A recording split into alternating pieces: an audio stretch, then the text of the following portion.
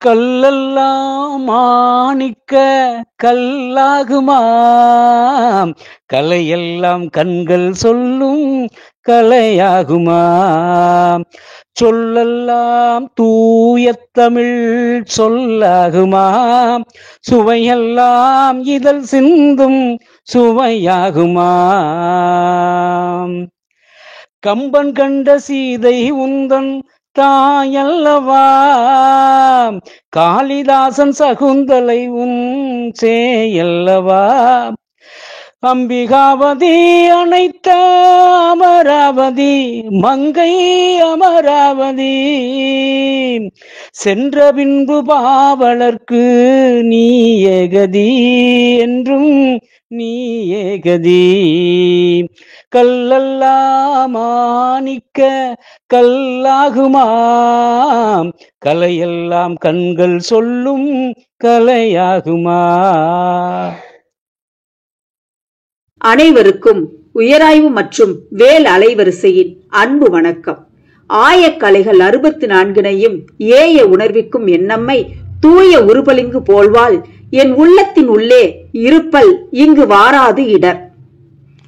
மனிதன் நாகரிகம் பெறுவதற்கு பேருதவியாக இருந்தவை அவன் சிறிது சிறிதாக கற்றுக்கொண்ட பல வகை தொழில்களேயாகும்.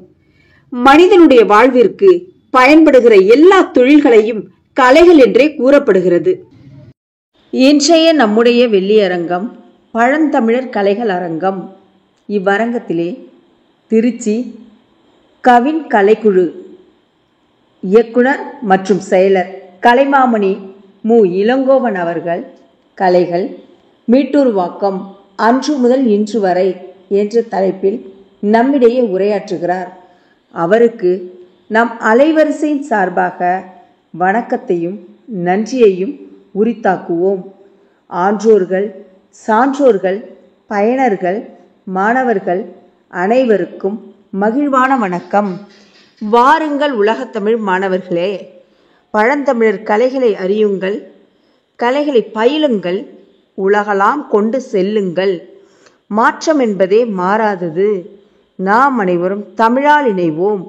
உங்களின் நான் முனைவர் சே. அஜிதா, துறைத்தலைவர், தமிழ்துறை, அரசு கலை மற்றும் அறிவியல் கல்லூரி, நாகப்பட்டினம். நன்றி, வணக்கம்.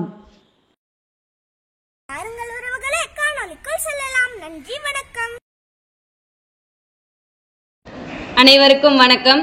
இன்றைய நம் வெள்ளியரங்கத்தின் சிறப்பு விருந்தினர் கலைமாமணி மு. இளங்கோவன் அவர்கள், இயக்குனர் மற்றும் செயலர் கவின் கலைக்குழு திருச்சி, நாட்டுப்புற நடன பயிற்சியாளர் புனித சிலுவை கல்லூரி திருச்சி, முன்னாள் நாட்டுப்புற நடன பயிற்சியாளர் பாரதிதாசன் பல்கலைக்கழகம் திருச்சி, கிராமிய கலை செம்மல், ராஜ கலைஞர், 4 முறை சிறந்த நடன பயிற்சியாளர் போன்ற பல விருதுகளை பெற்றவர். 100க்கும் மேற்பட்ட தேசிய பன்னாட்டு கருத்தரங்குகளில் கலந்து கொண்டவர். நாட்டுப்புற கலைகளை கல்லூரி மாணவர்களுக்கு கற்றுக் கொடுத்து வருகிறார்.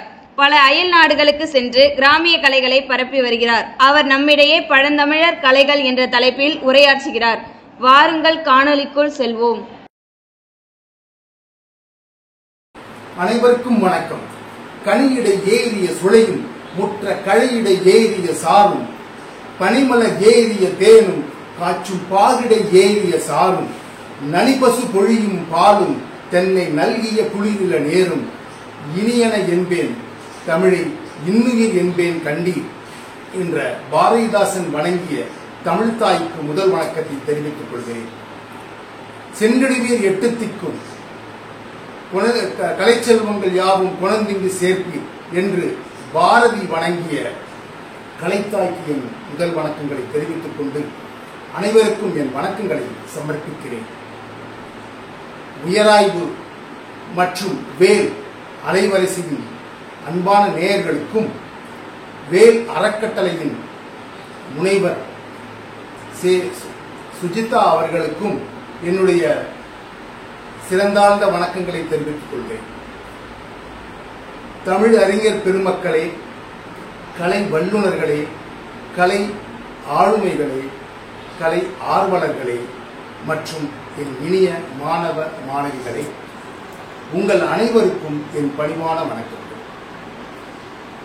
இப்ப நம்ம என்ன தலைப்புல பார்க்க போறோம் அப்படின்னா, கலைகள் மீட்டுருவாக்கம் அன்றும் இன்றும் அப்படிங்கிற ஒரு தலைப்புல ஒரு சில விஷயங்களை, நான் தெரிஞ்சுக்கிட்ட விஷயங்களை உங்ககிட்ட பகிர்ந்துக்கிறதுல பெரும் மகிழ்ச்சி கொள்கிறேன். கலைகள் அல்லது கலை அப்படின்னா என்னன்னு பார்த்தோம்னா, ஆங்கிலத்துல கலை அப்படின்னா ஆர்ட் அப்படிங்கிறது சொல்லுவாங்க. The definition of art is something that is created with imagination and skill, and that is beautiful, that expresses important ideas and feelings. இதுதான் கலையோட டெஃபினேஷன் ஆங்கிலத்தில். அதாவது என்னன்னாக்க, ஒரு கலை அப்படின்னா என்ன அர்த்தம் அப்படின்னாக்க, திறமையாகவும் கற்பனை வளம் மிக்கதாகவும் உருவாக்கப்பட்ட அழகிய வடிவம். அதுல என்ன இருக்கும் அப்படின்னா, அருமையான உத்திகளும் உன்னதமான உணர்வுகளும் அது பிரதிபலிக்கக்கூடியதா இருக்கும். இதுதான் கலைகள் அப்படின்னு சொல்லுவாங்க. சரி, இந்த கலைகள் மீட்டுருவாக்கம் அப்படின்னா என்ன? மீட்டுருவாக்கம் அப்படின்னாக்க ரெஸ்டோரேஷன் அப்படின்னு நம்ம சொல்லலாம், அல்லது ரெனோவேஷன் சொல்லலாம், அல்லது ரிவைவல்னு சொல்லலாம். ஏற்கனவே இந்த கலைகள் தேங்கி கிடக்கிற அல்லது கலைகள் அழிந்து கொண்டு வருகிற ஒரு சூழலை, அதை எப்படி நம்ம அதை மீட்டு கொண்டு வருவது, அந்த மீட்டு கொண்டு வருகிற இந்த ஒரு இது இருக்கு இல்லையா, இது எப்படி இருக்கும்னு நான் நினைக்கிறேன்னா, ஊர் கூடி தேர் இழுக்கிறதா இருக்கும். எல்லாரும் சேர்ந்து இந்த கலைகளை மீட்டுருவாக்கம் செய்யணும்னு நினைக்கிறேன். மீட்டுருவாக்கம்னா நான் ஏற்கனவே சொன்ன மாதிரி அழிந்து வரக்கூடிய நம் கலைகளை மீட்டு கொண்டு வர வேண்டும், அதை உயிர்ப்பிக்க வேண்டும். சரி, இப்ப கலைகள்னா என்ன, எப்படி இருக்கும்? இப்போ ஒருத்தர் நல்லா எழுதுற, அழகா கையெழுத்து அழகா இருக்கு அப்படின்னா, அழகான கையெழுத்துங்கிறது ஒரு கலை. ஒருத்தர் அழகா பேசுற அப்படின்னா, அழகா பேசுறதுங்கிறது ஒரு கலை. ஒருத்தர் அழகா எழுதுறாருன்னா கையெழுத்து மட்டும் இல்லை, நல்ல கோர்வையாக நல்ல மேற்கோள்கள் காட்டி ஒரு கட்டுரை வடிவமாகவும் கதை வடிவமாக எழுதுறாரு அப்படின்னா அது ஒரு எழுத்துக்கலை. அதே மாதிரி ஒருத்தர் நல்லா பாடுறாரு, இசையமைக்கிறாரு, நடனம் ஆடுறாரு, இது எல்லாமே கலைகள் தான். சரி, அப்ப அழகாகவும் நேர்த்தியாகவும் கற்பனை வளம் மிக்கதாகவும் இருக்கக்கூடிய நம்மளது உள்ளுணர்வுகளை பிரதிபலிக்கக்கூடிய எல்லாமே கலைகள் தான். அப்ப இது எல்லாமே கலைகள் தானா அப்படின்னா, அதுக்கு ஒரு முக்கியமான கண்டிஷன் என்னன்னா, இந்த கலைகள் சமுதாயத்தால அங்கீகரிக்கப்பட்டிருக்கிறது. அவ்வளவு அங்கீகரிக்கப்பட்டதுன்னா ஏன், என்ன, எப்படி அங்கீகரிக்கப்பட்டது அப்படின்னா, உதாரணமா ஒருத்தர் அழகா ஒருத்தர் பொய் சொல்றாருன்னு வச்சுக்கோங்க, அதை ஒரு கலையை எடுத்துக்க முடியுமா? இல்லை. அப்ப கலைகள்னா இந்த சமுதாயத்தினால, சமுதாயத்தில் உள்ள சில கோட்பாடுகள் அதை அங்கீகரிச்சிருக்கோம். அப்பதான் அங்கீகரிக்கப்பட்ட கலை வடிவங்கள் மட்டும்தான் கலைகள் நம்ம பட்டியலிடுறோம். சரி, இப்ப இந்த கலைகள்னா எப்ப தோன்றியது இந்த கலைகள் அப்படின்னு பாத்தீங்கன்னா, கிட்டத்தட்ட மனிதன் தோன்றியது முதற்கொண்டே இந்த கலைகளும் தோன்ற ஆரம்பிச்சிருச்சு அப்படின்னு சொல்லணும். உதாரணமா, நாகரிக காலத்திற்கு முன்னாடி கற்காலத்துல மனுஷன் என்ன பண்ணான்னா, காடுகள்லையும் குகைகள்லையும் வாழ்ந்தான். அப்ப என்ன பண்ணான்னா, வேட்டையாடி அந்த விலங்குகளை வேட்டையாடி அந்த மாமிசத்தை உண்டவன் அதோட தோல் இருக்கு பார்த்தீங்களா, அந்த தோலை மரக்கிளைகளை தொங்க வைக்கணும். அந்த குகையோட வாசல்ல இருக்கிற மரக்கிளைகளை தொங்க வைக்கணும். அப்ப காற்றுல ஒன்றோடு ஒன்று உராயும் அல்லவா அந்த தோல். அப்ப அது அந்த தோல் ஒன்றோடு ஒன்று உராய்கிற போது ஏற்படுகிற சப்தம் இருக்குல்ல, அந்த ஒலி வடிவம்ங்கிறது ஒரு இசையாக பரிணமிச்சு. அதே மாதிரி அதுல இருந்துதான் இசையும் இசை கருவிகளும் தோன்ற ஆரம்பிச்சு. தான் பார்த்து வியந்த இயற்கை வளங்களையும் அல்லது தான் பார்த்து பயந்த சில விஷயங்களையும் குகைகளையும் மரங்கள்லையும் கற்கள்லையும் வரைந்து வைக்க ஆரம்பிச்சான். அங்க உள்ள இலை அந்த சாறு எடுத்து வரைய ஆரம்பிச்சான். அப்போ ஓவியக்கலை தோன்றியது. கொஞ்ச நாள் கழிச்சு அதாவது வந்து அந்த சிவிலைசேஷன் சொல்லக்கூடிய அந்த நாகரிக காலத்தை எட்டுகிற போது குறிப்பா ஆற்றுப்படுகை நாகரிகம் அப்படின்னு சொல்லக்கூடிய இப்ப இந்தியாவை பொறுத்த வரைக்கும் பாத்தீங்கன்னா சிந்து சமவெளி நாகரிகம்னு சொல்றோம். இந்த சிந்து சமவெளி நாகரிகமே திராவிட நாகரிகம் தான் அப்படிங்கிறத வந்து இப்போ journey of civilisation Indus to Vaigai அப்படின்னு வந்து பாலகிருஷ்ணன் IAS வந்து ஒரு புத்தகம் எழுதியிருக்கார். அதுல பல்வேறு விஷயங்களை வந்து அவர் குறிப்பிட்டார். அந்த மாதிரி அந்த காலகட்டங்களிலேயே நம்முடைய கலைகள் வளர ஆரம்பிச்சிருச்சு. அந்த நாகரிக தோன்ற அந்த கலைகள் வந்து செழுமை அடைய ஆரம்பிச்சது. ஸோ அதே மாதிரி உலகின் பல்வேறு நாடுகளிலும் பல்வேறு கலைகள் அந்தந்த மண் சார்ந்த விஷயங்களை உள்ளடக்கி வளர ஆரம்பிச்சது. இந்தியாவை பொறுத்த வரைக்கும் அதே மாதிரி தான் நிறைய கலைகள் வளர ஆரம்பிச்சது. பொதுவாக கலைகளை 5 வகையாக பிரிக்கலாம். இசை, நடனம், நாடகம், இலக்கியம் மற்றும் நுண்கலைகள். இப்ப இசையை பொறுத்த வரைக்கும் 2 பெரும் பிரிவா நம்ம பிரிச்சுக்கலாம். ஒன்னு வோக்கல், இன்னொன்னு இன்ஸ்ட்ருமெண்டல். வோக்கல் அப்படின்னா பாடல், அதாவது வந்து ஒரு தனிநபர் பாட்டோ அல்லது வந்து ஒரு குழு பாட்டோ எப்படி வேணா இருக்கலாம். அது வந்து பாடல் வகைகளை வந்து வோக்கலாகவும், இன்ஸ்ட்ருமெண்டல்ங்கிறது இசை வடி. அது வந்து பாத்தீங்கன்னா இப்போ வந்து இப்போ உதாரணமா தவில், நாதஸ்வரம், மிருதங்கம், தபலா இப்படிப்பட்ட இசைகளை வாசிக்கக்கூடிய அதுக்கு வந்து அந்த வடிவத்துக்கு வந்து இசைக்கருவிகள் அப்படின்னு நம்ம சொல்லுவோம். அந்த இசைக்கருவிகளை ஒரு தொன்மையான நம்மளுடைய தமிழ் பாரம்பரியத்தில் 4 விதமாக பிரிச்சிருக்காங்க. ஒன்று தோலிசை கருவிகள், அது வந்து ஆங்கிலத்தில் பெர்குஷன் சொல்லுவோம். அடுத்தது பார்த்தீங்கன்னாக்கா அது என்னன்னா இப்போ தவில் இருக்கும், தபலா இருக்கும், இந்த மாதிரி உரிமை இருக்கும். இந்த மாதிரியான ஒரு தோலில் செய்யப்படக்கூடிய கருவிகள் எல்லாமே தோலிசை கருவிகள் நம்ம சொல்லுவோம். அதுக்கப்புறம் பார்த்தீங்கன்னா விண்ட் இன்ஸ்ட்ருமெண்ட்ஸ். விண்ட் இன்ஸ்ட்ருமெண்ட்ஸ்னாக்க காற்று மூலமாக வாசிக்கக்கூடிய, உதாரணமாக நாதஸ்வரம், புல்லாங்குழல் இது போன்ற இசைக்கருவிகள் வந்து காற்று விண்ட் இன்ஸ்ட்ருமெண்ட்ஸ்னு சொல்லுவோம். அதுக்கடுத்தது பார்த்தீங்கன்னா ஸ்ட்ரிங் இன்ஸ்ட்ருமெண்ட்ஸ், தந்தி கருவிகள், அதாவது வந்து நரம்பு தந்தியில் செய்யப்படக்கூடிய வீணை, வயலின் இது போன்ற கருவிகள் வந்து ஸ்ட்ரிங் இன்ஸ்ட்ருமெண்ட்ஸ்னு சொல்லுவோம். இது இந்த 3 மட்டும்தான் வந்து வெஸ்டர்ன் இதில் வந்து வச்சுருப்பாங்க. ஆனால் தமிழகத்தில் கூடுதலாக ஒரு கேட்டகரியை நம்ம உருவாக்கி வச்சிருக்கோம். அதுக்கு பேர் கஞ்சக்கருவிகள், அதாவது உலோகத்திலான கருவிகள். இப்போ பார்த்தீங்கன்னாக்க இப்போ நம்ம வந்து இப்போ இந்த தாரை, அந்த கொம்பு, இந்த மாதிரியான விஷயங்கள் வந்து பார்த்தீங்கன்னா தாளம், இது எல்லாமே வந்து உலோகத்தில் செய்யப்படக்கூடிய இசைக்கருவிகள். இந்த செகண்டி இது எல்லாமே வந்து கஞ்சக்கருவிகள் நம்ம சொல்லுவோம். ஸோ இசையை நம்ம வந்து பாடலாகவும் இசை கருவிகளாகவும் நம்ம வந்து பிரிச்சிருக்கோம். அதே மாதிரி பார்த்தீங்கன்னாக்க நாடகத்தை பார்த்தீங்கன்னாக்க சிறு நாடகம், குறு நாடகம், வீதி நாடகம், அது மாதிரி வந்து மௌன மொழி நாடகம், இப்படி பல்வேறு வடிவங்களில் வந்து நாடக இருக்கு, நாடக கலைகள் இருக்கு. இலக்கியம்னு பார்த்தீங்கன்னா லிட்ரேச்சரை பார்த்தீங்கன்னாக்க அதிலே வந்து எழுத்து மற்றும் பேச்சா 2 பிரிக்கலாம். கவிதை, காப்பியம்லேருந்து ஆரம்பித்து புதினங்கள் மற்றும் கவிதைகள், பாடல்கள், இது எல்லாமே வந்து உங்களுக்கு வந்து இலக்கியத்தில் வரும். அப்புறம் பார்த்தீங்கன்னா ஃபைன் ஆர்ட்ஸ் அல்லது நுண்கலை. இது என்னன்னா உங்களுக்கு வந்து பார்த்தீங்கன்னா ஓவியம், சிற்பக்கலை, இந்த மாதிரியான விஷயங்கள் எல்லாமே வந்து நுண்கலை வரக்கூடிய விஷயம். இப்போ நடனம். ஸோ இது மட்டும் நம்ம வந்து அதுக்கு நம்ம வந்து கொஞ்சம் நம்ம பார்க்கலாம், விரிவாக பார்க்கலாம் அப்படிங்கிறது என்னுடைய விருப்பம்.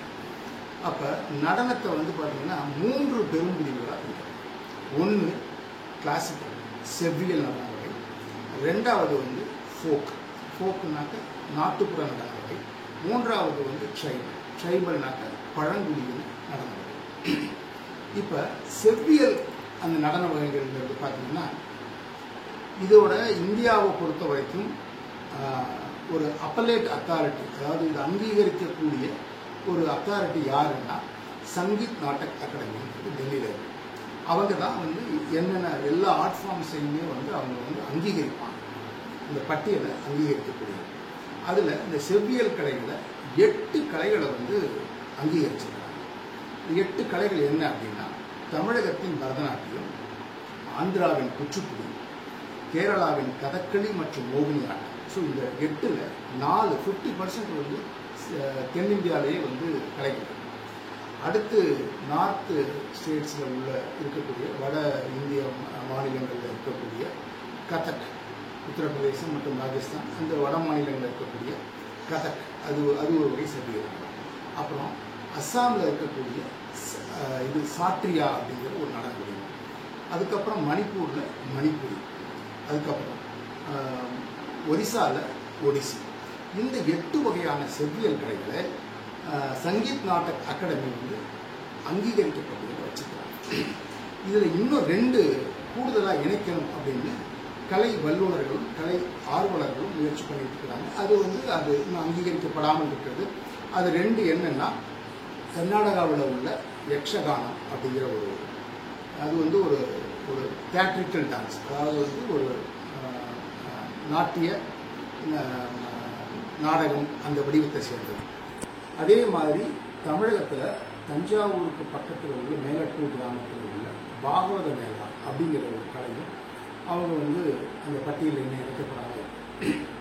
இது கலையாளர்கள் முயற்சி பண்ணிட்டு இருக்காங்க. இது வந்து ஒரு செவ்வியல் கலைகளை பற்றி ஒரு சின்ன கல்வி.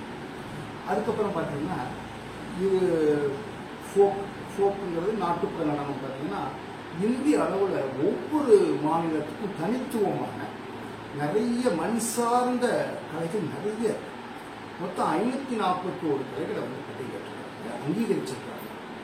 நிறைய கலைகள் வழக்கொழிஞ்சு போயிடுச்சு. 1000க்கும் மேற்பட்ட கலைகள் இருந்த நம் பாரத தேசத்தில் இப்போ வந்து 541 கலைகள் நமக்கு பட்டியலிட்டிருக்காங்க. ஒவ்வொரு மாநிலத்துக்கும் தனித்தனி கலை வடிவங்கள் இருக்கு, நாட்டுப்புற நடனம் இருக்கு. அதே மாதிரி தமிழகத்தை பொறுத்த வரைக்கும் 46 கலை வடிவங்களை டெசர்ட் நோட்டிஃபிகேஷன் சொல்லக்கூடியது தமிழக அரசு அங்கீகரிச்சிருக்கு. ஆனால் இப்போ அதில் வந்து ஒரு 10 அல்லது ஒரு 15 கலை வடிவங்கள் தான் வந்து உயிர்ப்புடன் இருக்கு. இது எல்லாம் கிட்டத்தட்ட அழிகிற ஸ்டேஜில் தான் இருக்கு. அடுத்தது பார்த்தீங்கன்னா பழங்குடியின நடனம். இப்போ பார்த்தீங்கன்னா தோடர்கள், இந்த மலைவாழ் மக்கள் இருக்காங்க இல்லையா, தோடர், குறும்பர், இருளர், படுகர், இவங்க எல்லாமே வந்து உள்ள ஆடக்கூடிய அந்த நடன வடிவங்களுக்கு வந்து பழங்குடியின நடனம். இப்போ நீங்கள் நினைக்கலாம், இவ்வளவு நல்லா நம்முடைய கலைகள் வந்து நம்ம இந்திய நாட்டில் வந்து கலைகள் இவ்வளோ முக்கியத்துவம் கொடுக்குறாங்க, இவ்வளவு சிறப்பாக இருக்குது, அப்புறம் எதுக்கு இந்த கலைகளை வந்து வீட்டுருவாக்கம் பண்ணணும், அதை வந்து ஒரு அடுத்த தலைமுறைக்கு கொண்டுட்டு வரணும் அப்படிங்கிற தேவை எங்கே வந்தது அப்படின்னு நீங்கள் நினைக்கலாம். இதற்கான தேவைங்கிறது இப்போ சமீப காலத்தில் வந்ததில்ல. இப்போ நீங்கள் உங்களுக்கு தெரியும் எல்லாருக்குமே அந்த வெஸ்டர்னைஸ்டு கல்ச்சரோட தாக்கங்கிறது பார்த்தீங்கன்னா அவங்களுக்கு வந்து ஒரு மீடியாவில் ஒரு டிவியில் பார்த்தீங்கன்னா அந்த நடன நிகழ்ச்சிகள், இந்த டான்ஸ் ஷோஸ்லாம் பார்த்துட்டு பெரும்பான்மையான மாணவிகள் பார்த்தீங்கன்னாக்க அந்த வெஸ்டர்னைஸ்டு கல்ச்சருக்கு தான் இருக்கிறாங்க, ஆர்வமாக இருக்கிறாங்க அப்படின்னு நமக்கு தெரியும்.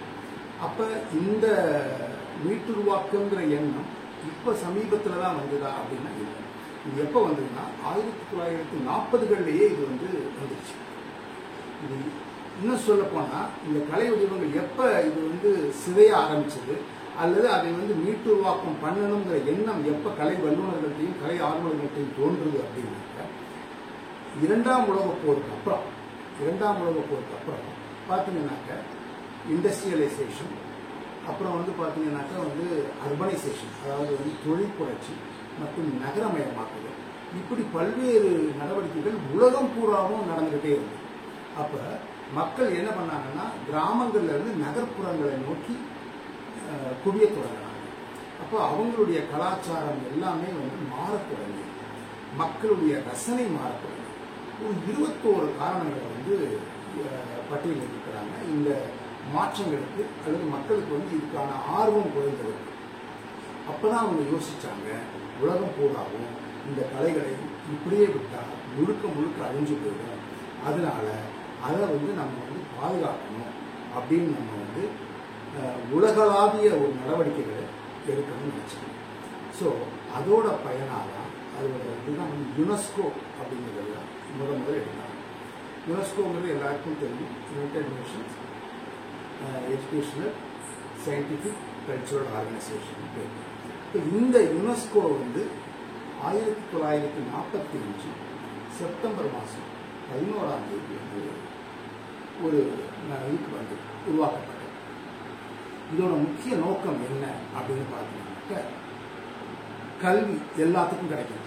இந்த போருக்கு அப்புறம் கல்வியும் அவங்களுடைய அந்த பாவர்ட்டி, அதாவது வந்து அந்த ஏழ்மையை மக்களுக்கு போக்கணும், கல்வியை கொடுக்கணும், எல்லாத்துக்கும் வந்து ஒரு சமத்துவமான ஒரு நிலையை கொண்டுட்டு வரணும் அப்படிங்கிற எண்ணத்தில் தான் இந்த யுனெஸ்கோங்கிறது ஆரம்பிக்கப்பட்டது. ஸோ அது எஜுகேஷனுக்காக முக்கியத்துவம் கொடுத்தாங்க, அந்த பீஸ் அண்ட் செக்யூரிட்டி அதுக்கு முக்கியத்துவம் கொடுத்தாங்க, கலைகளை வளர்க்கணும், மேம்படுத்தணும், அதை பாதுகாக்கணும் அப்படிங்கிற ஒரு உன்னதமான நோக்கங்களில் இது ஆரம்பிக்கப்பட்டது. சரி, நம்ம சொன்னோம் 1945 இந்த யுனெஸ்கோ ஆரம்பிச்சிட்டாங்க. அவங்க வந்து இதை வந்து இந்த மாதிரி விஷயங்களை ஆரம்பிச்சிட்டாங்க. ஆனால் இந்த கலைகளுக்கு அப்போ உள்ள என்னன்னாக்க, இப்போ வந்து ஹக்ஸ்லி அப்படின்னு தான் அப்போ டைரக்டர் ஜெனரல் இருந்தார். அந்த ஹக்ஸ்லிங்கிறவர் தான் வந்து என்ன யோசிச்சார் அப்படின்னா, அந்த யுனெஸ்கோவோட டைரக்டர் ஜெனரல், இது வந்து இந்த யுனெஸ்கோவை மட்டும் வச்சுட்டு நம்ம கலைகளுக்கான இது வந்து கொடுக்கறது கஷ்டம். ஸோ எக்ஸ்க்ளூசிவாக ஒரு தனியாக ஒரு அமைப்பு ஒன்று வேணும் அப்படின்னு சொல்லிட்டு இருக்காங்க. அப்போ என்ன பண்ணாங்கன்னாக்க, ITA அப்படின்னு சொல்லக்கூடிய இன்டர்நேஷ்னல் தியேட்டர் இன்ஸ்டியூட் அப்படின்னு ஒன்று ஆரம்பிச்சாங்க. இந்த இது ஆரம்பிச்சதுக்கப்புறம் தான் இந்த கலைகளை வளர்ப்பதற்கு உலகளாவிய நடவடிக்கைகள் நிறைய எடுக்க ஆரம்பிச்சாங்க. எல்லா நாடுகளிலும் உள்ள கலைகளை பாதுகாக்கவும், அதை வந்து வளர்த்தெடுக்கவும், அதை வந்து பரவலாக்கவும், மக்களிடையே அதை வந்து ஒரு ஒரு ப்ராப்பராக அதை கொண்டுட்டு போகணும் அப்படிங்கிறதுக்காக இந்த அமைப்பு வந்து பல்வேறு விஷயங்களை பண்ணிச்சு. நிறைய செமினார்ஸு, ஒர்க் ஷாப்ஸு, அதுக்கப்புறம் பார்த்தீங்கன்னாக்கா இது நடத்துனாங்க, ப்ரோக்ராம்ஸு, ஷோஸு, எல்லாமே கல்ச்சுரல் எக்ஸ்சேஞ்ச் ப்ரோக்ராம்ஸு, இது எல்லாமே பண்ண ஆரம்பிச்சாங்க. இது வந்து இந்த ITA சொல்லக்கூடிய இன்டர்நேஷ்னல் தியேட்டர் இன்ஸ்டியூட் வந்ததுக்கு அப்புறம் தான். ஸோ இந்த மீட்டுருவாக்கத்துக்கு உலகளாவிய படிகளாக இருக்கிறது பார்த்தீங்கன்னா யுனெஸ்கோ, அதுக்கப்புறம் பார்த்தீங்கன்னா இந்த இன்டர்நேஷ்னல் தியேட்டர் இன்ஸ்டியூட். இப்போ இந்த இதுக்கு பார்த்தீங்களா, இப்போ யுனெஸ்கோவில் பார்த்தீங்கன்னா இப்போ 194 நாடுகள் வந்து உறுப்பு நாடுகளாக இருக்குது. ஸோ அந்த நாடுகள் எல்லாத்துலேயுமே வந்து ஒரு கோஆப்ரேஷனை, இந்த எஜுகேஷன் மற்றும் கலாச்சார விஷயங்களில் ஒரு கோஆப்ரேஷன், அந்த இதை பண்ணுறதுக்காகத்தான் அவங்க வந்து யுனெஸ்கோ வந்து பாடுபட்டு வச்சுக்கிறாங்க. இந்த ITA சொல்லக்கூடிய இந்த இன்டர்நேஷ்னல் தியேட்டர் இன்ஸ்டியூட்டில் 78 நாடுகள் வந்து உறுப்பு நாடுகளாக இருக்குது. அதில் வந்து அவங்க நிறையா பண்ணிட்டு இருக்காங்க. யுனெஸ்கோவோட தலைநகரம் வந்து பிரான்ஸ், பாரிஸில் இருக்குது. அதே இது வந்து இப்போ இந்த ITA இதோட ஹெட் குவார்ட்டர்ஸ் எங்கே இருக்குன்னாக்க, பாரிஸ்லேயும் அந்த யுனெஸ்கோவோட பில்டிங்லேயும் இருக்குது. சைனாவில் ஷாங்காய் மாகாணத்துலையும் இருக்குது. இந்த ஷாங்காய் மாகாணத்தில் தான் மேஜர் ஆக்டிவிட்டீஸ் எல்லாம் அங்கே தான் இதை பண்ணுறாங்க. இது வந்து இப்போ யுனெஸ்கோலையும் இதோட அலுவலகம் இயங்கிட்டு. இப்போ இந்த யுனெஸ்கோவில் வந்து அந்த இன்டான்ஜிபிள் கல்ச்சுரல் ஹெரிட்டேஜ்னு ஒரு லிஸ்ட்டு ஒன்று போடுறாங்க. இதை பற்றி நான் வந்து அதுக்கப்புறம் சொல்கிறேன். அதுக்கு முன்னாடி ஒரு சில விஷயங்களை பார்த்துக்கிட்டு இதை பற்றி நம்ம பேசுவோம். இப்போ உலகளாவிய இதில் நிறைய ஆர்கனைசேஷன், கல்ச்சுரல் ஆர்கனைசேஷன் வந்து நூற்றுக்கணக்கான ஆர்கனைசேஷன்ஸ் இருக்குது, ஒவ்வொரு நாடுகள்லையுமே இருக்குது. இப்போ பார்த்தீங்கன்னாக்கா ராயல் டான்ஸ் அகாடமியிலேருந்து ஆரம்பித்து international theatre organisation, international theatre dance organisation, இப்படி பல்வேறு அமைப்புகள் வந்து தங்கள் பங்குகளுக்கு அந்த கலைகளை வளர்ப்பதற்காக நிறைய விஷயங்கள் பண்ணிட்டு இருக்காங்க. இந்த மீட்டுருவாக்கம் பண்ணுவதற்காக உலகளவிய நடவடிக்கைகள். அப்போ இப்போ நம்ம வந்து இந்திய அளவில் என்ன பண்ணணும் அப்படின்னு வந்து பார்த்தீங்கன்னா, மினிஸ்ட்ரி ஆஃப் கல்ச்சர், அதில் department of art and culture அதுக்கு கீழே நிறைய விஷயங்கள் பண்ண ஆரம்பிச்சாங்க. அதில் பார்த்தீங்கன்னா நிறைய ஆர்கனைசேஷன்ஸ் வந்து இந்த கலைகளை ப்ரொமோட் பண்ணுறதுக்கும் அதை வந்து பாதுகாக்கிறதுக்கும் நிறைய விஷயங்கள் பண்ண ஆரம்பித்தாங்க. குறிப்பாக பார்த்தீங்கன்னாக்கா வந்து பார்த்தீங்கன்னா ஒரு சில விஷயங்களை மட்டும் நம்மளுடைய கலைகள் அதிகமாக உள்ள சார்ந்த விஷயங்களை மட்டும் நான் சொல்கிறேன். ஆர்கியாலஜி சர்வே ஆஃப் இந்தியா, அது வந்து அந்த ஸ்கல்ப்சர்னு சொல்லக்கூடிய சிற்பக்கலைகளை பாதுகாக்கிறதுக்காக அதை வந்து உருவாக்கினாங்க. அப்புறம் வந்து சங்கீத் நாடக அகாடமி. சங்கீத் நாடக அகாடமிங்கிறது அது புதுடில்லியில் இருக்குது. அதே மாதிரி வந்து லலித் கலா அகாடமி அதுவும் புதுடில்லியில் இருக்குது. சாகித்ய அகாடமி இது வந்து லிட்ரேச்சருக்காக உள்ளது, அதுவும் புதுடில்லியில் இருக்குது. இப்படி வந்து ஏசியாட்டிக் சொசைட்டி இது கொல்கட்டாவில் இருக்குது. இப்படி பல்வேறு கலை நிறுவனங்கள், அரசு சார்ந்த கலை நிறுவனங்கள் உருவாக்கப்பட்டாங்க. அதில் வந்து பார்த்திங்கன்னா சென்னையில் இருக்கிறது கலாக்ஷேத்திரம். இந்த கலாக்ஷேத்திராங்கிற ஃபவுண்டேஷனுங்கிறது வந்து ருக்மணி அரண்டேல் அப்படிங்கிறவங்க ஆரம்பித்து இதை வந்து ஒரு இந்த கிளாசிக்கல் செவ்வியல் நடனத்துக்காக, குறிப்பாக பரதநாட்டியத்தை அதை வந்து உலகாக இதில் கொண்டு போய் சேர்க்கணும் அப்படிங்கிறதுக்காக, அந்த நோக்கத்துக்காக உருவாக்கப்பட்டது. அதே மாதிரி பார்த்திங்கன்னா இதை தவிர்த்து ஒரு 7 கல்ச்சுரல் ஜோனா மண்டலங்களாக வந்து தேசிய அளவில் வச்சுருக்காங்க. இப்போ சவுத் ஜோன் கல்ச்சுரல் சென்டருங்கிறது தஞ்சாவூரில் இருக்குது.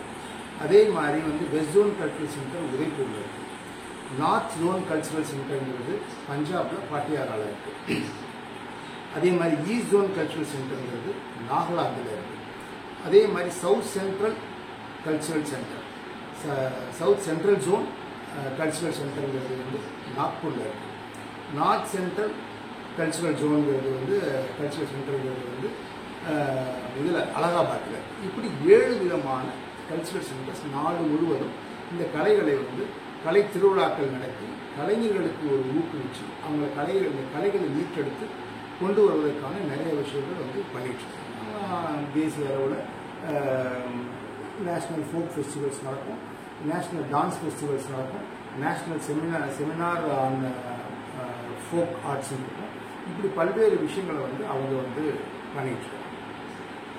ஓகே, இப்போ இதில் தமிழக அளவில் பார்த்தோம்னா, தமிழக அளவில் பார்த்தீங்கன்னா இங்கேயும் அதே மாதிரி department of art and culture. இப்போ தேசிய அளவில் பார்த்தீங்கன்னா கேபினட் மினிஸ்டர் வந்து கிஷன் ரெட்டி அப்படிங்கிறவர் வந்து இப்போ கரண்ட்டாக பொறுப்பில் இருக்காங்க. தமிழக அளவில் வந்து தங்கம் தென்னரசு அமைச்சர் வந்து அமைச்சர் வந்து அவர் வந்து பொறுப்பில் இருக்காங்க. இப்போ அவருக்கு கீழே தான் வந்து department of art and culture. இந்த department of art and culture, இந்த கலை பண்பாட்டுத்துறை வந்து பார்த்தீங்கன்னா அங்கேயும் 7 மண்டலங்களாக நம்ம வந்து தமிழகத்தில் வச்சுருக்கோம். இது இல்லாமல் இயலிசை நாடக மண்டலம் தனியாக வந்து அதுவும் இது department of art and culture Tamil Nadu கவர்மெண்ட்டுக்கு கீழே தான் வருது.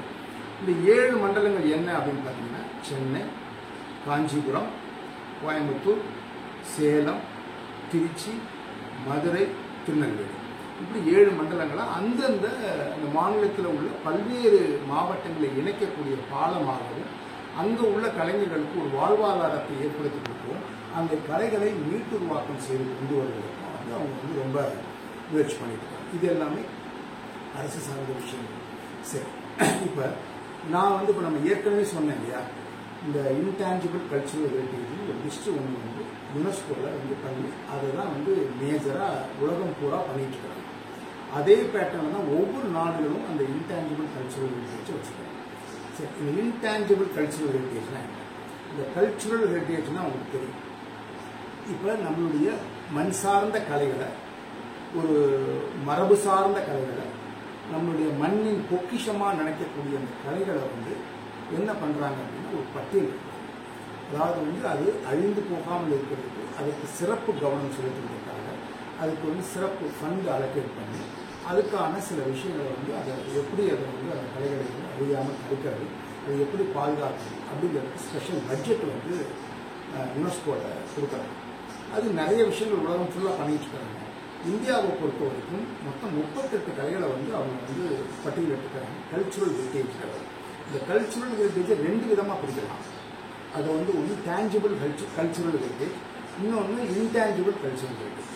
இப்போ டேஞ்சிபிள்னா தொட்டு உணரக்கூடிய, உதாரணமாக ஒரு ஓவியம் அல்லது ஒரு சிற்பக்கலை அல்லது கட்டடக்கலை, இதெல்லாம் நீங்கள் குவான்டிஃபை பண்ணிடலாம். இந்த அளவில் இருக்குது, இந்த அளவில் இருக்குது அப்படிங்கிறது குவான்டிஃபை பண்ணிங்கன்னா அது வந்து நீங்கள் வந்து பார்த்து உணர முடியும். அது வந்து பார்த்தீங்கன்னா டேஞ்சிபிள் கல்ச்சுரல் ஹெரிட்டேஜில் வருது. இப்போ பார்த்தீங்கன்னா தஞ்சை பெரிய கோயிலெலாம் வந்து யுனெஸ்கோவில் இதில் தான் இருக்குது. அதே மாதிரி நிறைய குருக்குனார்லேருந்து ரெட் ஃபோர்ட்லேருந்து பல்வேறு இது வந்து கொனார்க்கு, இந்த மாதிரியான பல்வேறு கட்டடக்கலைகள் உள்ள இது சிற்பக்கலைகள் உள்ள எல்லாமே வந்து அந்த கல்ச்சுரல் ஹெரிட்டேஜில் வருது. சரி, அப்போ இன்டான்ஜிபிள் கல்ச்சுரல் ஹெரிட்டேஜ்னா இதை வந்து பார்த்தீங்கன்னா உணரக்கூடியதான், பார்த்து தெரிய முடியாது அப்படிப்பட்ட கலைகள். உதாரணமாக வந்து ஒரு கரகாட்டம்ன்றது ஒரு கலை. இந்த கரகாட்டம்ங்கிறது எப்படி இருக்குன்னா நீங்கள் பார்த்தீங்கன்னா தெரியுமே ஒழிய இதை உணர முடியாது. அதை உணரத்தான் முடியுமே ஒழிய இதை குவான்டிஃபை பண்ணுறதுங்கிறது கஷ்டம். அது எத்தனை பேர் வேணால் ஆகலாம். இப்போ வந்து ஒரு கட்டடத்துக்கு இவ்வளோதான் நீள அகலங்கிறத ஒரு ஸ்பெசிஃபிகேஷன் இருக்கிறதுனா இதுக்கான ஸ்பெசிஃபிகேஷன் கிடையாது. ஏரியாவை பொறுத்து உங்களுக்கு வந்து நிறைய பேர் இருக்கலாம். அதோட கலை வடிவங்கள் வந்து நீங்கள் வந்து ஒரு கண்ணுக்கு புறப்படாத ஒரு அற்புதமான ஒரு உணரக்கூடிய ஒரு கலை வடிவங்களாக இருக்குது. அப்படிப்பட்ட கலை வடிவங்களை இன்டான்ஜிபிள் கல்ச்சரல் ஹெரிட்டேஜ் அப்படின்னு நம்ம சொல்லணும். அதுக்கு ஒரு பட்டியலை தயாரிச்சிருக்காங்க. அதுக்கு ஸ்பெஷல் பட்டியல் கொடுத்து சில விஷயங்கள் பண்ணுறாங்க. அதில் இந்தியாவில் இருந்து இந்த இன்டான்ஜிபிள் கல்ச்சுரல் ஹெரிட்டேஜில் உள்ளதில் பார்த்தீங்கன்னாக்கா இந்த ஏற்கனவே சொன்னது மொத்தமாக கல்ச்சுரல் 38, அதில் 14 விதமான இன்டான்ஜிபிள் கல்ச்சுரல் ஹெரிட்டேஜ் சொல்கிறாங்க. அதில் நம்மளுடைய நடனம் சார்ந்தது பார்த்தீங்கன்னா ஒரு 5 கல்ச்சுரல் ஹெரிட்டேஜ் நம்ம வந்து இந்த லிஸ்ட்டில் வந்து நம்ம வந்து யுனெஸ்கோவில் அங்கீகரிச்சிருக்காங்க. அதில் 2008 பார்த்தீங்கன்னாக்கா உங்களுக்கு வந்து கேரளாவில் இருக்கக்கூடிய குட்டி ஆட்டம் அல்லது வந்து கூத்தாட்டம் அப்படின்னு சொல்லக்கூடிய ஒரு வகையான ஒரு ஒரு ஒரு சமஸ்கிருத நாடக வடிவம், நாடக நடன வடிவம் அப்படின்னு சொல்லுவாங்க. தியேட்ரிக்கல் டான்ஸ் அந்த ஃபார்ம் தான் சொல்லுவாங்க. அது பார்த்தீங்கன்னா 2000 ஆண்டு கால பழமையானது. நம்ம சங்க லிட்ரேச்சரில் அதை பற்றின குறிப்புகள் எல்லாமே இருக்கு. ஸோ சங்க காலத்தில் இருந்து இருக்கக்கூடிய ஒரு அற்புதமான கலை வடிவம் தான். அப்போ வந்து அது வந்து சேரர்கள்ங்கிறது வந்து தமிழகத்துக்குள்ள உள்ள ஒரு விஷயம்தான். அது வந்து ஒரு 2000 ஆண்டு கால பழமையான அந்த ஒரு கலை வடிவம் அதை வந்து அங்கீகரிச்சுட்டார். இந்த குட்டி ஆட்டம்னு சொல்லக்கூடிய அது 2008 இன்ஸ்கிரைப் பண்ணியிருக்காங்க அந்த யுனெஸ்கோவில் அந்த பட்டியல். அதே மாதிரி கல்பேலியா அப்படிங்கிறது ராஜஸ்தானில் உள்ள ஒரு நடம். இப்போ எப்படி இருளர்கள் வந்து இங்கே வந்து பாம்பு பிடிக்கக்கூடிய ஒரு இனமாக இருக்கிறாங்க இல்லையா, அதே மாதிரி பாம்பு பிடிக்கக்கூடிய ஒரு இனம் வந்து ராஜஸ்தானில் இருக்கு. அவங்க ஆடக்கூடிய ஒரு நடன வடிவம் தான் கல்பேலியா. அது பார்த்தீங்கன்னா அந்த ட்ரெஸ்ஸு ஃபுல்லாக கருப்பாக தான் போட்டிருப்பாங்க. இன்னமும் அந்த அந்த அந்த ட்ரெஸ் கோடாக அவங்க மாற்றவே இல்லை. எல்லாமே அந்த ஒரு பிளாக் கலர் அந்த ட்ரெஸ்ஸு தான் அவங்க போட்டிருப்பாங்க. ஒரு அற்புதமான ஒரு கலை வடிவம், ரொம்ப மிகச்சிறப்பாக இருக்கும். வாய்ப்பு கிடைச்சா நீங்கள் வந்து ஒரு ராஜஸ்தானில் பார்க்கலாம், அல்லது யூடியூப்ல எடுத்து பார்த்தீங்கன்னாலும் கண்டிப்பாக உங்களுக்கு அந்த கலை வடிவம் எல்லாத்துக்கும் எல்லாருடைய சிந்தையும் கொள்ளை கொள்ளக்கூடிய ஒரு அற்புதமான கலை வடிவம் இது.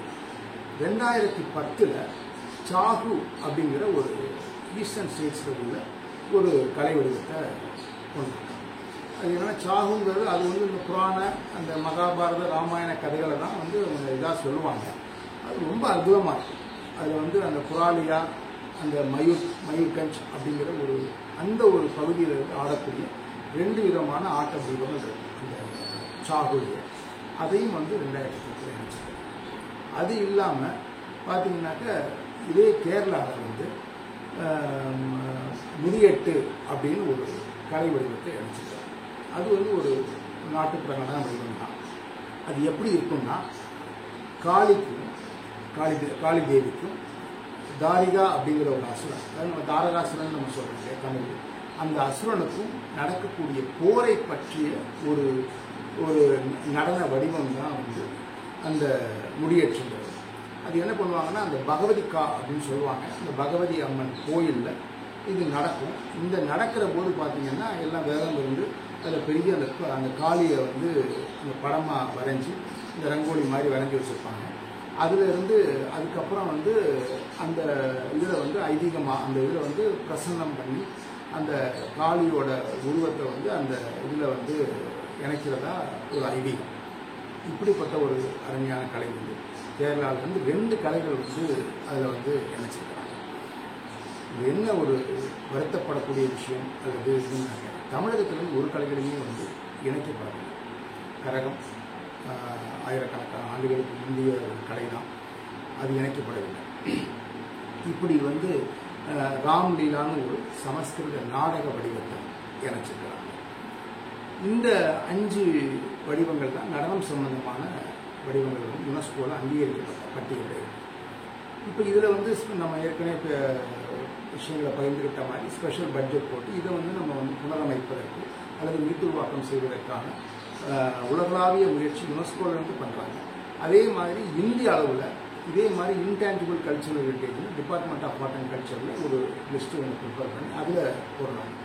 அதில் ஒவ்வொரு மாநிலத்துக்கும் உண்டான கலைகளை பட்டியலிருக்காங்க. இந்த கலைகள் எல்லாமே இந்த கல்வியிலேயே எல்லாமே அதில் வந்துருக்கு.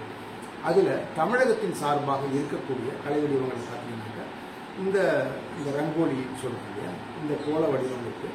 அப்புறம் வந்து குறும்பர் நடனம் இருக்குது. அதுக்கப்புறம் பார்த்தீங்கன்னா சிலம்பாட்டம் இருக்குது, இந்த அடிவரிசைன்னு சொல்லுவாங்க இல்லையா, அது இருக்குது. நடன வடிவத்தில் பார்த்தீங்கன்னாக்கா பின்னல் கோலாட்டம் அப்படிங்கிற ஒரு கலை வடிவம். பின்னல் கோலாட்டங்கிறது அந்த பின்னல் ஆட்டமும் கோலாட்டமும் இணைந்த ஒரு ஆட்டம் வடிவம். இது வந்து அவங்க இணைச்சிருக்காங்க.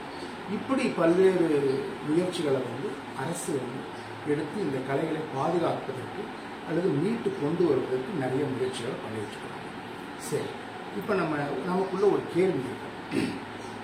நமக்கு வந்து மாற்றம் என்பது மானுட தத்துவம், எல்லாமே மாறிக்கிட்டு இருக்கு. நம்ம முன்னாடி மாதிரி இல்லை.